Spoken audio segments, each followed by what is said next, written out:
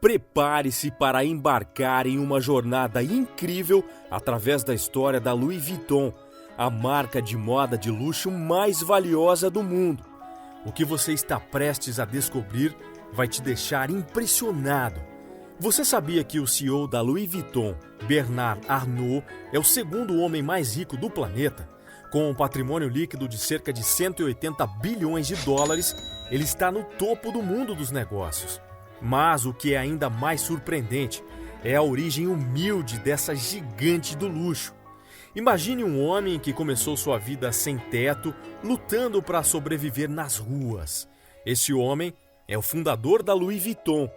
Com uma determinação inabalável, ele transformou sua vida de uma maneira que poucos poderiam imaginar. Essa é uma história verdadeira de rags to riches, de trapos à riqueza.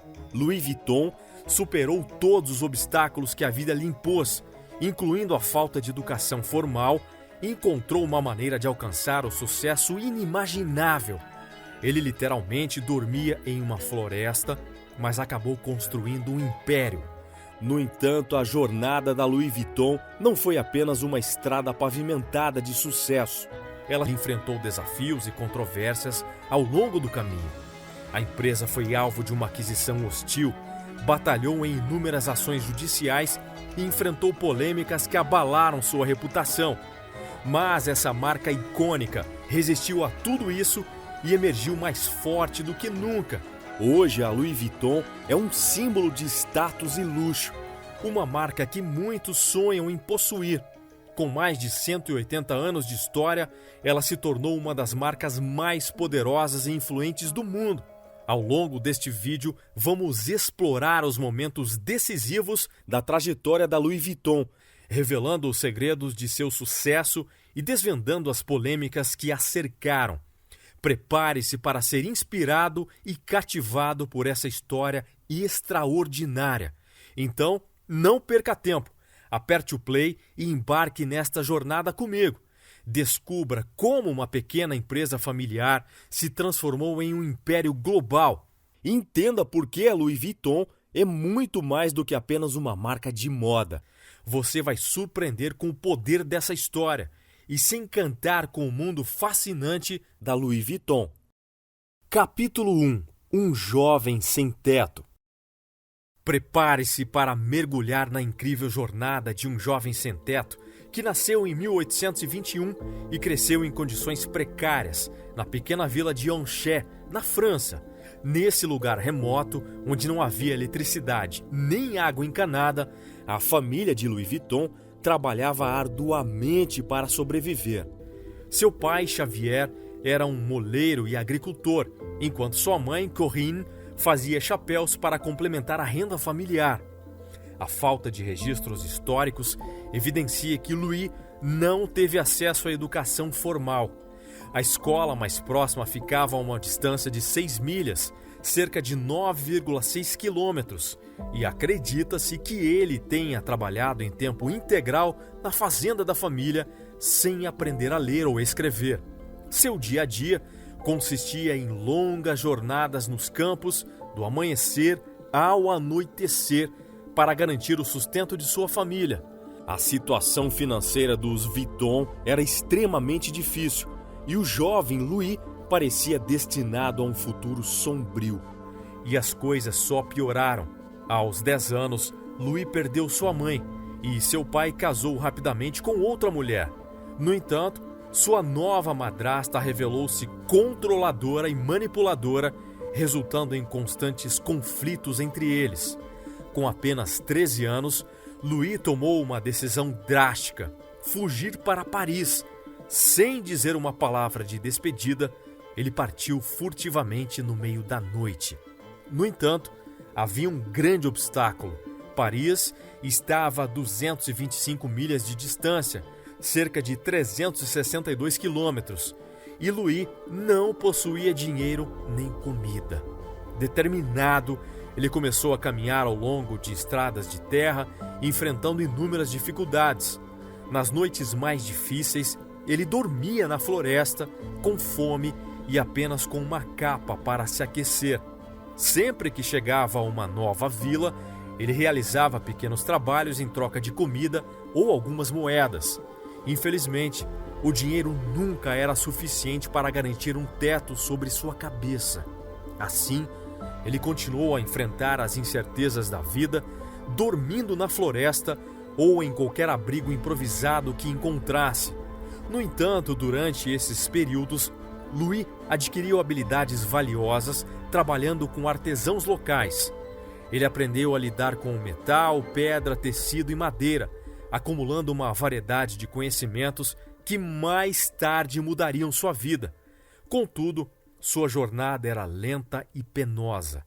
Levaram-se 3 longos anos até que ele finalmente chegasse a Paris. Prepare-se para conhecer os desafios e as conquistas desse jovem resiliente, enquanto desvendamos os capítulos mais extraordinários de sua vida.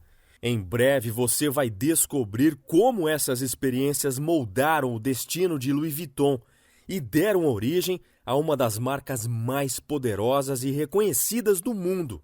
Fique ligado, pois a história ainda reserva surpresas emocionantes.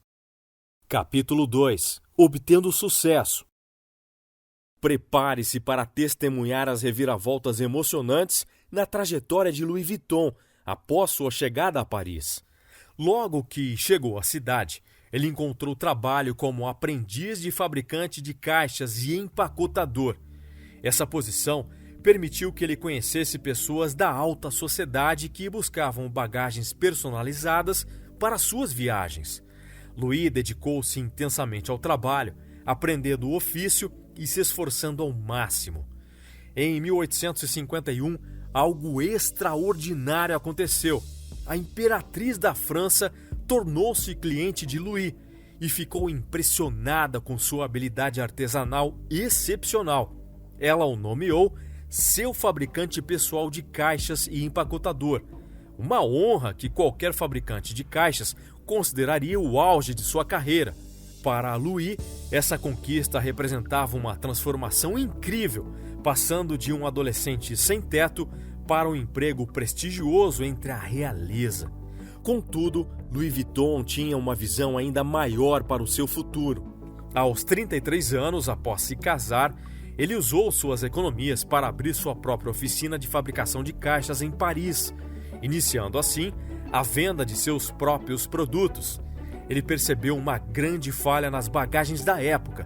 Todas eram feitas de couro e tinham tops arredondados em formato de cúpula, o que tornava impossível empilhá-las. Louis começou a experimentar diferentes materiais e descobriu que a lona era mais leve, durável e resistente à água. Com essa inovação, as malas poderiam ter tops planos, possibilitando sua empilhagem, tornando o processo de empacotamento mais eficiente e compacto.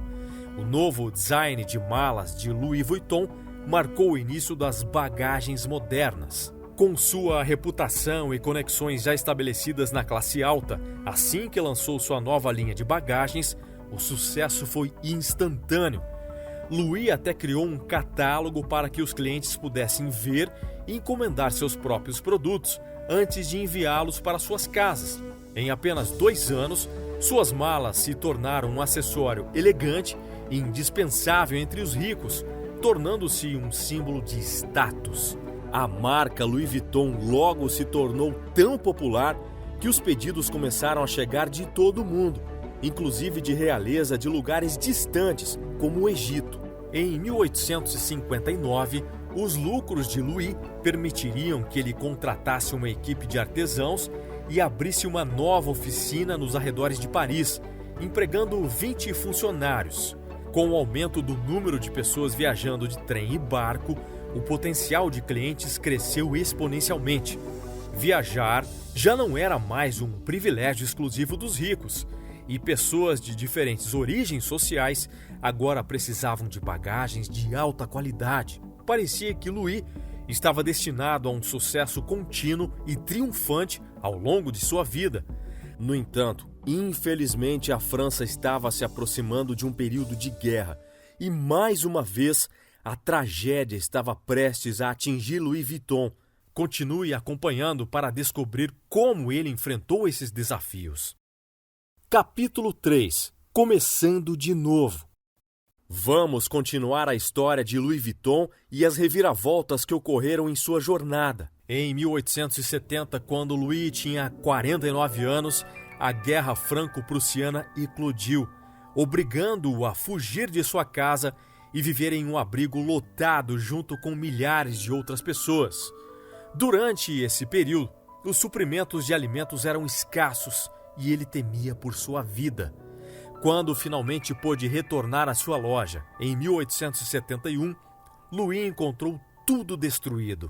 As janelas estavam quebradas, os equipamentos haviam sido roubados e ele havia perdido tudo pelo qual havia trabalhado arduamente. No entanto, em vez de se render ao desânimo, ele decidiu usar suas economias para reconstruir o negócio e prometeu que seria ainda melhor do que antes. Com a guerra deixando muitas lojas vazias na cidade, Louis aproveitou a oportunidade e abriu uma nova loja em um local mais nobre e aristocrático em Paris. A localização era perfeita, próxima à estação ferroviária e ao Grand Hotel, facilitando o acesso aos viajantes em busca de novas malas. Em 1872, Louis lançou um novo design de malas, feitas de lona bege com listras, que se tornou incrivelmente popular.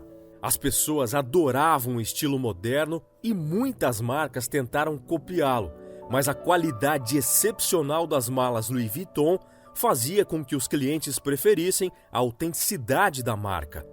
Nos próximos 20 anos, Louis trabalhou incansavelmente em sua nova loja em Paris, até falecer aos 70 anos. No entanto, seu legado foi continuado por seu filho, Georges, que assumiu o negócio da família. Georges buscou expandir a marca globalmente, abrindo uma loja popular em Londres. Nessa época, as malas Louis Vuitton já eram tão populares que outras empresas começaram a falsificar seus produtos. Em 1896, Georges Vuitton lançou o icônico monograma LV, dificultando ainda mais as cópias. Além disso, ele desenvolveu uma fechadura revolucionária para as malas, tornando-as praticamente invioláveis. No ano de 1900, a empresa já contava com 100 funcionários e continuava crescendo ano após ano. Todos os funcionários passavam por um longo treinamento para se tornarem especialistas na fabricação de caixas. Até hoje, os funcionários da Louis Vuitton passam de 18 meses a 2 anos em treinamento, antes de poderem produzir um dos produtos sozinhos. A empresa também expandiu seu portfólio de bolsas graças à Coco Chanel.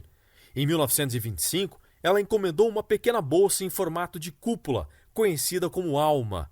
Inicialmente, o design era exclusivo para a Chanel, mas acabou sendo produzido em massa pela Louis Vuitton. Essa bolsa foi um sucesso tremendo, levando a empresa a criar mais bolsas de couro elegantes, como a Keppel, Speed e Noé. A Louis Vuitton desempenhou um papel importante. Capítulo 4. A Batalha por LV. A batalha pela Louis Vuitton foi marcada por mudanças significativas que moldaram o futuro da marca. Quando Gaston faleceu, em 1970, seu genro, Henri Racamier, assumiu a administração da Louis Vuitton. Diferente de seus antecessores, Henri já possuía experiência em negócios devido à sua gestão anterior em outra empresa, o que permitiu elevar a marca a um novo patamar. Henri implementou grandes transformações na Louis Vuitton, transformando-a de uma empresa familiar em uma corporação de renome global como é hoje. Ele mudou o modelo de negócios da Louis Vuitton de atacado para varejo. Em 1978, expandiu sua presença para vários países, incluindo o Japão. Ao longo de 6 anos, considerando a inflação atual, as vendas da marca cresceram de 20 milhões para 260 milhões de dólares. Em 1984, Henri tomou a decisão de tornar a empresa pública, vendendo 1 milhão de ações da Louis Vuitton ao preço de 63,63 cada. Aproveitando esse impulso e influxo de capital, ele abriu mais lojas ao redor do mundo. Em 1987, a Louis Vuitton alcançou a impressionante marca de 1 bilhão em vendas, superando em muito as expectativas de Louis quando abriu sua primeira loja em Paris. Henri também decidiu que a empresa deveria se juntar à Moet Hennessy, uma empresa de bebidas de luxo conhecida por sua produção de champanhe e conhaque. Juntos, eles formaram o conglomerado de luxo chamado LVMH, buscando aproveitar os recursos combinados e expandir ainda mais rapidamente. Infelizmente, após a fusão, Henri enfrentou problemas com o presidente da Moet Hennessy. Em busca de apoio, ele recorreu a um conhecido empreendedor imobiliário chamado Bernard Arnault, que acabou se tornando um investidor e secretamente adquirindo 43% das ações da Louis Vuitton. Com o apoio das famílias Moet e Hennessy, Bernard obteve mais poder dentro da LVMH. Sentindo-se traído por Bernard, Henri levou o caso aos tribunais, buscando recuperar o controle majoritário da Louis Vuitton. No entanto, os tribunais decidiram a favor de Bernard. Enfurecido por ter sido apunhalado pelas costas por seu amigo, Henri decidiu deixar completamente a Louis Vuitton. Pela primeira vez em quase 100 anos, nenhum membro da família Vuitton estava envolvido com a marca. Após essa turbulenta aquisição hostil por Bernard, as vendas da Louis Vuitton começaram a cair e a cobertura jornalística diminuiu. Por um tempo, parecia que a empresa poderia enfrentar dificuldades. No entanto, Bernard sabia como reverter a situação. A Louis Vuitton conseguiu se recuperar ao colaborar com estilistas renomados para a coleção do seu 100º aniversário. Nomes como Vivienne Westwood e Isaac Mizrahi criaram suas próprias interpretações do icônico logotipo LV monograma. A colaboração com estilistas renomados resultou em produtos inovadores que despertaram o interesse dos clientes e reacenderam o desejo de possuir uma bolsa da Louis Vuitton. Como resultado do investimento de Bernard na Louis Vuitton, a empresa obteve um retorno significativo. Ele agora ocupa o cargo de CEO da LVMH. Em 2021, a Forbes oficialmente o nomeou o homem mais rico do mundo, com um patrimônio líquido superior a 180 bilhões de dólares. É importante ressaltar que as classificações na lista dos mais ricos podem variar devido às flutuações nos preços das ações, mas Bernard está quase sempre entre as 5 pessoas mais ricas do mundo. Embora não seja tão conhecido quanto figuras como Bezos, Musk, Gates e Buffett, Bernard Arnault opta por manter-se distante dos holofotes. Sua reputação nos negócios é impiedosa e ele é conhecido como o Lobo em Cashmere. É por essa razão que a LVMH, através das aquisições e fusões realizadas por Bernard, possui agora mais de 70 marcas distintas. Essa única empresa é proprietária de muitas das marcas mais luxuosas do mundo. Tudo isso começou com um adolescente sem teto e desamparado, demonstrando a trajetória notável de Bernard Arnault e seu impacto na indústria da moda de luxo. Capítulo 5. Moderna Louis Vuitton. Na era moderna, a Louis Vuitton continuou expandindo sua marca com novos estilos vibrantes que atraíram um público mais jovem.